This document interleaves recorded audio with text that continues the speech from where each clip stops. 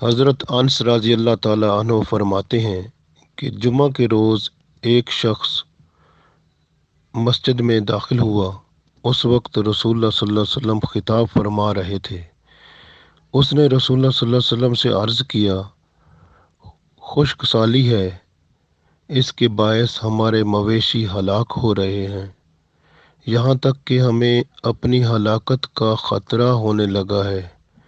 رسول اللہ صلی اللہ علیہ وسلم دعا فرمائیے کہ اللہ بارش عطا فرمائے۔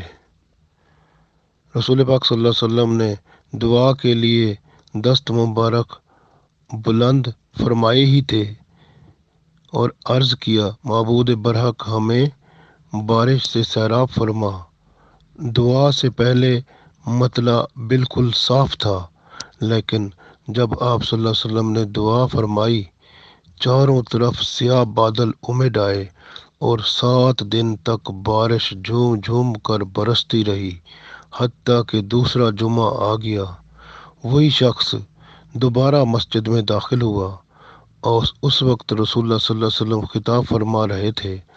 اس نے عرض کیا، یا رسول اللہ صلی اللہ علیہ وسلم، اب تو مکان گرنے لگے ہیں، سیلاب کا خطرہ ہونے لگا ہے، یا رسول اللہ صلی اللہ علیہ وسلم دعا فرمائیے کہ اللہ بارش بند فرما دے۔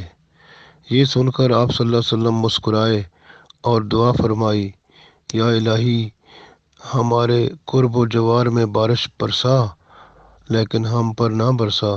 الہی، بارش کو صحراؤں، ویرانوں اور وادیوں میں لے جا۔ آپ صلی اللہ علیہ وسلم نے دعا فرمائی تو بارش فی الفور بند ہو گئی۔ دیکھیں، یہی بات ہے کہ آج بھی جو بندہ رسول اللہ صلی اللہ علیہ وسلم کے سنتوں پہ چلتا ہو، قرآن و سنت کے مطابق اس کی زندگی ہو، شریعت مطہرہ پر اس کا عمل ہو، اس کے پاس جا کر دعا بھی منگوائیں تو اللہ تعالیٰ آپ صلی اللہ علیہ وسلم کی نسبت سے اس کی دعا بھی ضرور قبول فرماتا ہے۔ اور دعا بہت اہم ہے۔